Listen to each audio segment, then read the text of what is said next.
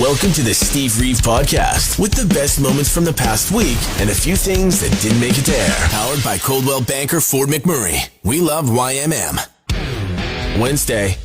Happy to be hanging out, kind of catching up on things that I missed. Wasn't completely, checked out of seeing anything that was going on in the world. By far, there was too much to even, pay attention to going on. And I did catch some stuff, but I didn't get the details about Elon Musk and this whole Twitter deal until just this morning. Kind of seeing it's on, it's off. He was going to just buy a little bit of a share to have some say and join the board, but then they were going to sue him because he would have had to have followed their rules and bylaws, but he didn't want to, something like that. And then he goes, no, you know what, I'm not going to do that anymore. Waits a few days. I'm just going to buy the whole thing. Yeah, $44 billion deal. That is a lot of money. That is a lot of money. And yes, I think maybe just an ounce, not a ton, but an ounce of whataboutism might be valuable here, because it's like there's a lot that money could go towards to I don't know, do some more good than just putting your own personal stamp on a public social media platform that both loves and hates you. And that's not going to change, by the way. It's going to continue to both love and hate you because it's full of different people with different opinions. And I don't think that it's probably the best plan of action to force every single Twitter user to eventually invest in buying a Tesla or something like that, right? We'll see. We'll see if that even happens. But $44 billion just to buy Twitter. It seems as if it's on a whim. This is the guy that brought you Dogecoin, by the way. Don't know if it's the most sound plan, but whatever. Good for him. Just proves the rule that some men will spend $44 billion instead of just going to therapy.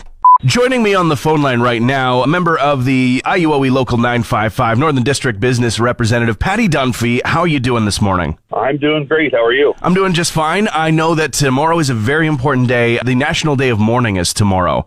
And I would like to know, of course, more about you. What's your role with the IUOE Local 955, and what is the National Day of Mourning about? So me, as well said, my name is Patty Dunphy. I am the Vice President and Business Representative for IUOE Local 955, and the Day of Mourning is a very important day for us, near and dear to our hearts, as we remember those that have been injured or have fallen in the workplace. And that's something that far too many of us, unfortunately, can have a connection to. I mean, whether it is a direct connection to us or somebody in our family or close, knit friends group, or even just somebody who is on the workforce, and it can, have impact in that way. How does being a part of the union help to keep workers safe? Well, we are an organization that we strive for safety. We preach it, we practice it. Our motto is, if you can't do a job safely, don't do it at all. It's something absolutely to live by, for sure. Where can people find out more information if they feel like maybe where they're working or something that they're working on is unsafe, or how people can take control of the situation and make sure that they and their coworkers are staying safe? Yeah, everyone has practices, procedures in place, as well as, you have the right to refuse an unsafe act. If you feel you're in imminent danger or in any way going to harm or injure yourself, just stop, step back, call a supervisor, call a coworker, call your safety. Everyone's there to help. And that's just it. You mentioned there are more than likely and should be structures and supports within the organization, within wherever you work, that you can call upon, of course, and absolutely utilize those. Don't be quiet in the corner thinking something's unsafe, but you don't want to be unpopular. That's not a way to make sure that everybody gets home at the end of their shift, right? That's correct. Thank you so much for your time this morning, Patty. I really appreciate you taking the time. We will keep spreading the message. Tomorrow, April 28th, is the National Day of Mourning, and we will absolutely take a moment to remember those who have been injured or those who are no longer with us. Thank you. You're listening to the Steve Reeve Podcast from 100.5 Cruise FM. House urinals. Yay or nay? Yeah, it should be a thing. Shouldn't be a thing. According to a poll of some kind on the internet, only 14% of men actually want one in their house, and a whopping 91% of women really don't want one.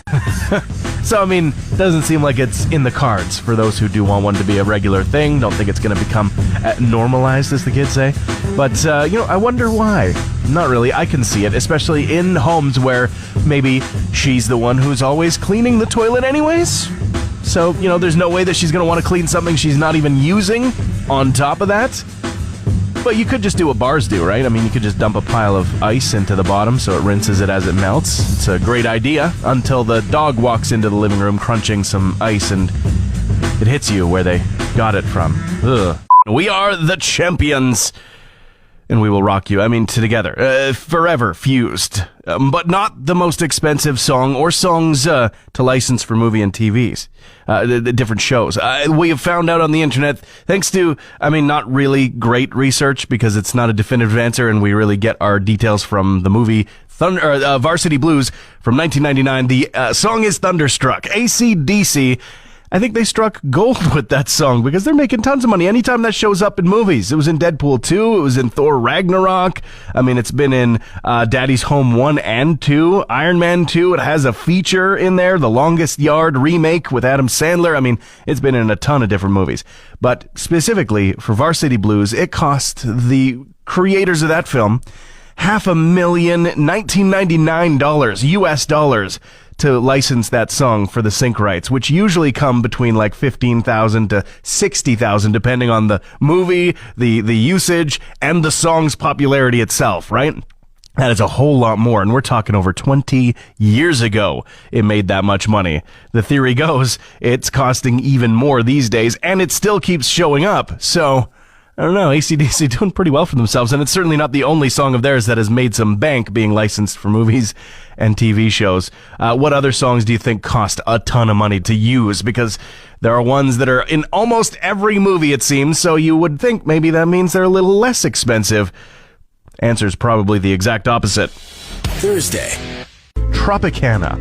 There's a very quick association with that brand name, and that is orange flavor.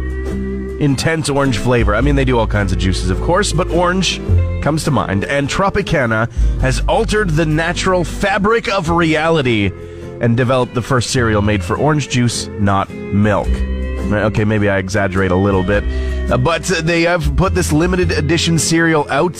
National Orange Juice Day is coming May 4th. Can't forget. Just as important as Mother's Day or something. Had no idea, of course, it was coming, but that is what they are locking into, saying they are going to be making this available for a very short time in conjunction with National Orange Juice Day. And again, probably something that will skip us by for the most part here in Canada. No word officially on exactly what cereal territories this is going to be allowed to come out in. I'm curious. For sure, it's Honey Almond Crunch cereal made for OJ, not made for milk. I assume you still can use milk should you choose. Not a great idea if you've already brushed your teeth, but then again, I like to do mine after the cereal is eaten anyway. Get all the bits out. However, it's not a new idea, Tropicana. I'm sorry, but the fact of the matter is that I invented this in 1993 when I was but a lad.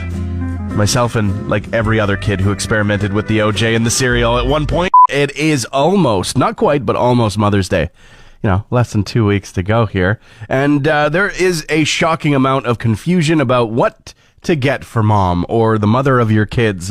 There's a great many of instances where people will get something that's just not the smartest choice. Bottom line, rule of thumb, something that you can keep in that back pocket if you ever have any questions is, what should you get mom? What gifts do moms actually love getting? And the answer is nothing to help with housework or child raising that isn't expressly requested. Right? That's, a little wordy there, but that's the rule. If it is previously identified, fair game. And if that is previously identified and still ends up being a bit of a gift trap, then, hey, that's not on you. That's not on you. Honest mistake. You were a little bit manipulated. But no. Bottom line is, nothing to do with the housework or the child raising that isn't expressly requested.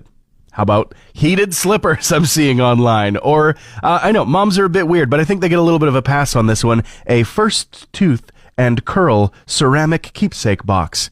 Keep those parts of your body that are no longer supposed to be a part of your body forevermore. What else can we see here? Books is a good idea if she's into reading. Blankets is always a good idea if she's into cozying. Double that up if she's into both. Come on. Now we're talking here. There's also a bath caddy tray. probably pair that with like an actual breakfast or a meal in said bath. But I mean, given the opportunity, right? Giving the opportunity to do some relaxation, maybe a little jewelry, maybe a little, appliance or something that's fun for the kitchen. Expressly something that's fun. Something that's like, I don't know, like it sounds so lame, a juicer or something like that. Something that's got some novelty factor to it, even if it only gets used like 3 times and then lives in the back of the cupboard. These are the things that moms might just love. Don't get them a vacuum. Hey Alexa, play the Steve Reeve podcast. I want to get into a brand new thing that I'm calling Pin the Tail. So called because I'm going to tell you a tale from the internet, and then you're going to pin the jackass pin on whoever deserves it of the situation, right? This is actually this one direct from Reddit, the subreddit, Am I the A-hole? And specifically one about teachers. So you let me know who here in this situation is the... Yeah, you get the idea. So there's a father specifically, of a young child, 6 years old, name not important, and there's a birthday coming up. Child's going to be turning 7, exciting. And they're going to invite some people from the class and some people from other classes and just friends that the kids know. The kid has specific friends, and I'm sure you can remember back into high school or even younger, as this is the case, into grade school. Sometimes you clash with other kids, and you don't really want all of them around while you're having a big old celebration. However, Dad sends just a handful of invitations to school with the kid that are then supposed to go to the other parents. The teacher gets involved by giving them a call and saying, hey, no, there's actually 24 kids in the class, and you have to invite them all. That's the rule in my class. You have to invite every single one of them. Do the math. He's thinking 24 kids plus parents could be like up to 72 people that I'm supposed to host. That's going to cost some money. That's going to cost some time. That's a lot of people to be keeping track of when you're trying to just celebrate and be present with your kid during their 7th birthday, right? It got a little escalated, and admittedly, Dad tells teacher to bleep off, go bleep herself when she tried to enact the rule outside of the classroom. I think I've got a pretty strong opinion on this case, but tell me, it's time to pin the tail. Who deserves the jackass pin more? Teacher? Dad? Maybe both. That's an option as well. You let me know. Call or text it. Time to pin the tail. So just real quick recap, because this is brand new. We're just trying this for the first time today. I tell you a tale from the internet. You pin the jackass pin on whoever is most deserving within said story. Right? And we got a couple responses so far, so we're about to find out exactly who is the... Yeah, you get the idea. So... we have Kelly getting in touch to let us know, hey, you know what? The teacher's rule is unrealistic. That would be the rule that if one person gets invited to a birthday party, every child needs to get invited to the birthday party, even when it's private and not really technically part of the school. There's gray area. There's crossover here. But Kelly also adds, Dad's power tripping and his response is uncalled for, which even the dad in the story admits. He's like, maybe I took it a little step too far, going, go bleep yourself if you're trying to enforce this rule on my time. And the solution that Kelly sees is pass these invites outside of school time then.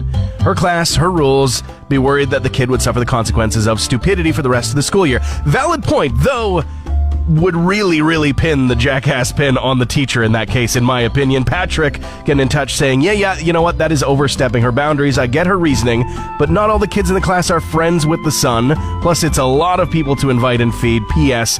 I 100% agree with the go bleep yourself parts. Patrick, laying it down. What do you think? Time to pin the tail.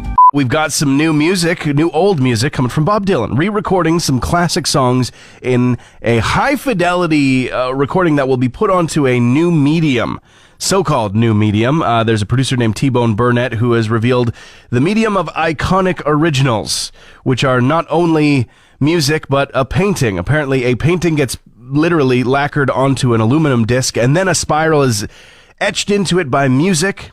The painting has the additional quality of containing the music, which can be heard by putting a stylus into the spiral and spinning it. Really sounds like they're reinventing the wheel, as in the vinyl record here. Yeah, it might be a more durable version, maybe a slightly higher quality of audio put into this version of a vinyl record pressing. It's really the same thing. Also, they're saying every single one of them is unique. If I hear the word, or at least the acronym NFT in association with this whatsoever, I'm out.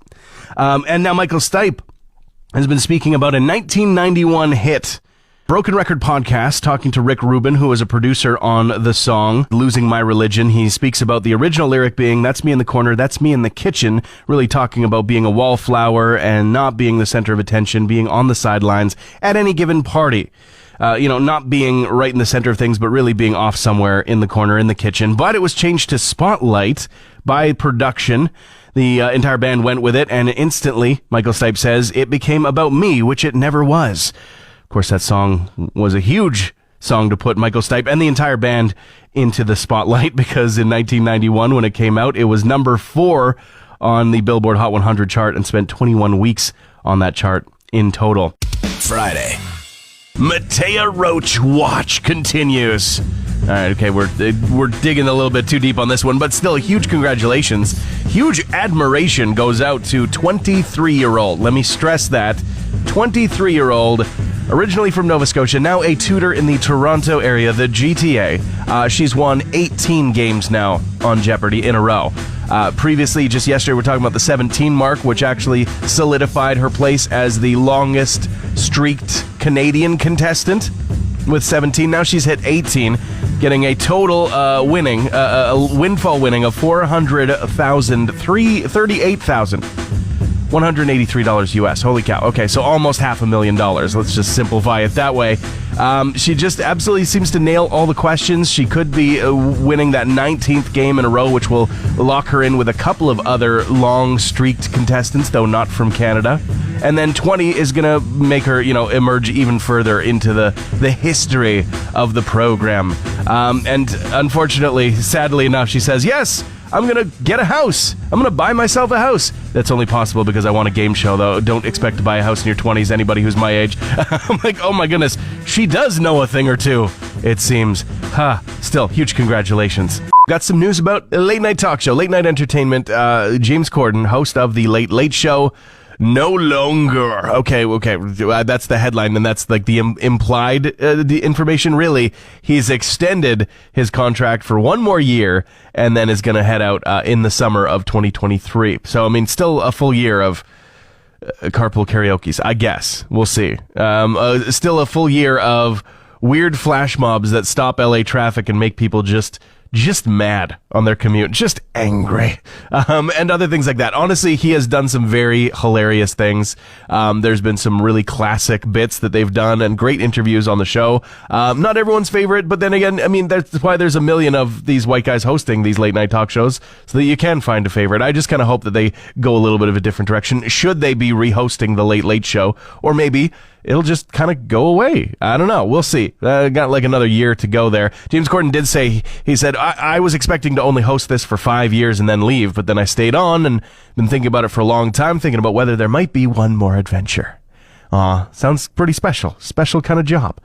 However, I flagged the 5-year moment, and I was like, wait, hasn't it just been 5 years? No. As of his departure next year, he will have been the host for almost 9 years.